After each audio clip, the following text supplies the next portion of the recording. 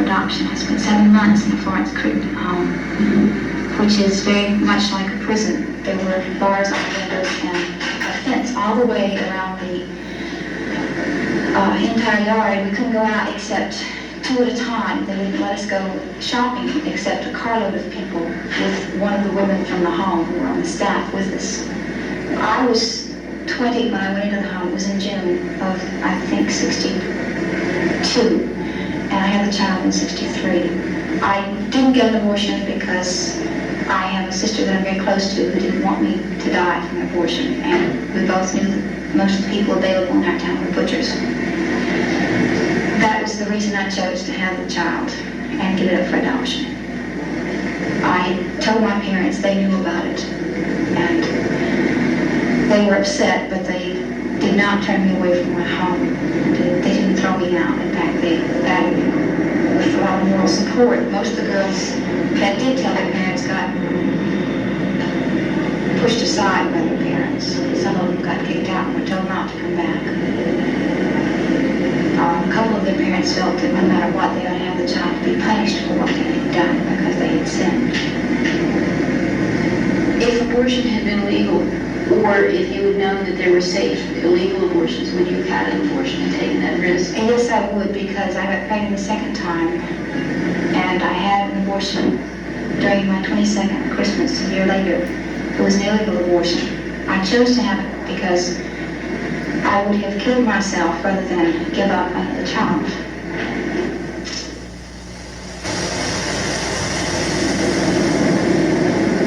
How did your boyfriend feel when he found out you were pregnant? He wouldn't even talk about the pregnancy.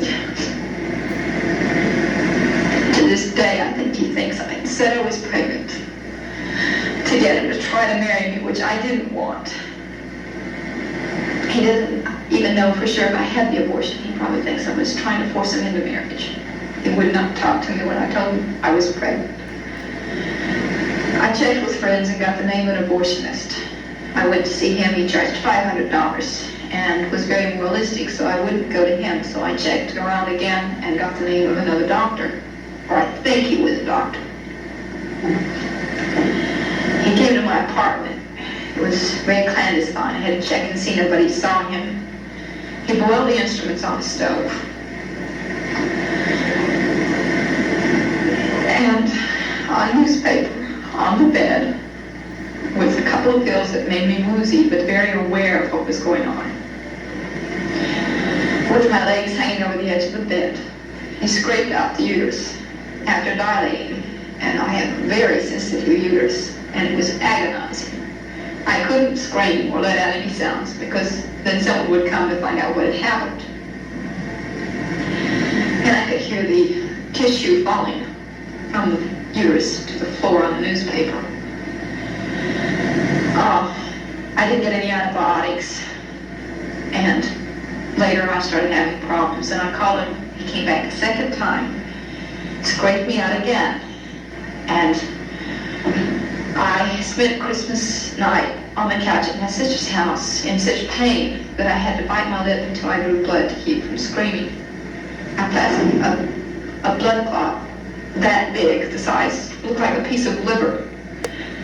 I had an infection. I didn't know at the time I did. I know now, knowing the symptoms. I had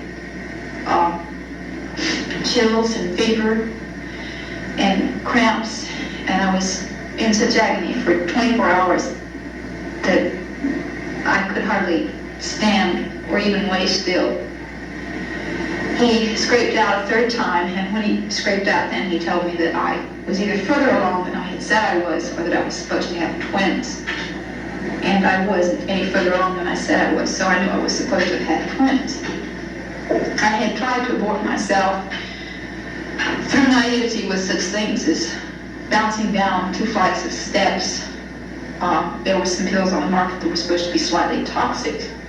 I took them and they didn't do anything. And then I got the name of this guy. I found out later that he got out of the country before he got caught, but he was going to be charged with having gone through the uterus wall of another woman and scraped her intestinal lining.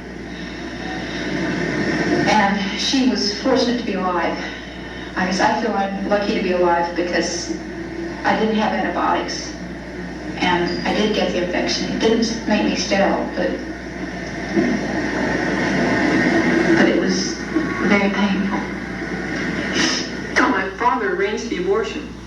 It's very interesting. He went to like the black section of town and asked an old black woman who he knew if she would do it. I guess this is what happened anyway, because she came to the house one night and my parents weren't home, and they told me she'd be there, and she did it, you know. Then I found out after that how strongly my father, you know, hated the thought that I had slept with somebody and that I had gotten pregnant and so forth. And see, well, of course it was an illegal abortion, and the person didn't do it in any kind of, I mean, I didn't realize at the time, but the person did it in a way that was really bad. She just took what looked like a coat hanger, really, and she just sort of unfolded it, and this big black piece of metal, and just shoved it up, you know. It was not, she didn't sanitize it or anything. And it was just in my parents' bedroom. I can remember hearing the TV set downstairs. My brothers were watching TV, and they didn't know anything about it. And then, see, it was very complicated because I had started to bleed, you know, and a lot. And my father, see, that's when I found out. My father just said, let her lie there, you know, just let her lie there. You know, and I would be screaming, you know. I don't usually scream very much. I don't react that way to pain, but I mean, it's really bad. And he just got really mad at me. I'd be screaming, and he'd just say, you know, you liked it when it happened. You liked it when you got it. Why don't you like it now? You know, and just, my mother wanted to take me to the hospital because I was bleeding for like 2 days, and he just wouldn't, you know, and he just wouldn't allow it. An adult, and it would be okay. Well, she didn't, after me going off on her, she still never apologized. She wanted me to apologize for not being the daughter she wanted. And it's hard hearing that, especially during high school whenever we would argue. It's hard constantly hearing from your own mother that she wished she aborted you and wish she never had you, and if she didn't have you, that she would be in Europe in a cafe having coffee and champagne and wine and whatever. It's hard constantly hearing that. It wasn't a one-time thing. I would constantly hear it, to the point where it made me question my own self-worth. And no one should ever have to feel that way, and the root of it is their own mother. Jacob, I love you. I want you to come home. You're not in trouble. We all love and miss you. If anybody, I beg you, anybody knows any information, please call the Kensington Police Department. I love you, Jacob. Please come home. Just let us know you're safe. We need you to come home. Scott, I love you, and I want you to come home. And I know that you're mad and you're confused, and I'm afraid that you're scared of all of this. Everyone is out looking for you, and we're not trying to scare you. You're not in trouble, okay? If you're in a house and they come to you and you don't want to go out because it's the cops, reach out. Me and Dad will come get you, okay? I love you, and I just want you to come home. I need to know that you're safe. Please just call 911. Tell anyone. I need you home. I just need you home, okay? They showed no mercy. I woke up 2 days later, and the doctors standing over me said, well, why don't you just admit that you had an illegal abortion? I kept my mouth shut, didn't say a word. They said, well, let me tell you this. Because of the amount of infection, your uterus is probably so scarred that you'll never be able to get pregnant again. And that turned out to be true. Postpartum depression. Suddenly I'm at home by myself with 2 babies, never having even changed a diaper, and healing from a major surgery myself. I just started getting more and more anxious and just started feeling just more kind of out of body. what told me that it was a little more serious than baby blues is that the feelings persisted even after I went back to work. And to get completely real and raw with you, there were times when I was driving home from work and I'd like drive past a river when I come home and very seriously had thoughts of just driving my car into a river. Boys were a lot more interested in her than just being friends. A lot of things that breaks a mother's heart.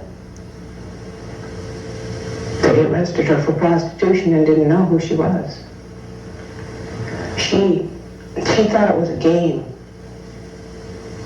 I mean, that was fun for people not to know who she really is. She thought she was getting away with something. You think you're raising your kids normal, you know, you're doing everything right. And how she could get involved in something like that, you know, when she'd never been exposed to it, I couldn't understand it. I couldn't understand it at all. God, if there's a woman on the other side of the screen that is struggling with this, struggling with postpartum depression, postpartum anxiety, postpartum anger, whatever it is, whatever it may look like, God, meet her in her brokenness. We thank you that by becoming moms, by being married, we see our brokenness at a whole new level. And God, I've never been more in touch with how evil and how broken I am than I am today. And I thank you for that, because that sends me sprinting to the cross, angry with myself, angry with my sin, which is a holy anger, you know. But God, there's also this anger that is not holy, this anger just at life being hard, this anger at you and what you've given me. And God, I don't want to be angry at you. And so then I put it on people that I love, and then I'm angry at myself for putting my anger on you, on other people that I love. And God, it hurts. It's damaging. And I don't want to hurt those I love. God, help me to decipher between what's right and wrong, to see north to south, east and west in the moment when I feel misheard, misused, used and abused, and without a voice, and I just want to yell in the midst of the chaos, in the midst of the whirlwind, because I can't be enough for everybody, God, but you are enough. God, thank you for being my righteousness. Thank you for being enough, because I know that I've hurt my spouse. I've probably hurt my kids. I've hurt those around me, God. And thank you for being enough, Lord. Enough for us that on the cross, you loved me. And you loved me to the utmost. Oh, God. He said, Mama, I love you always. And I thought that was very odd. But when Kennedy was awakened, and I sat back under his spirit, around 1:45, 2 a.m. in the morning, and how she screamed for her mom, and how she screamed for her dad. I knew something was wrong, but I didn't know what was wrong, but now I know. I know my son came to visit his daughter.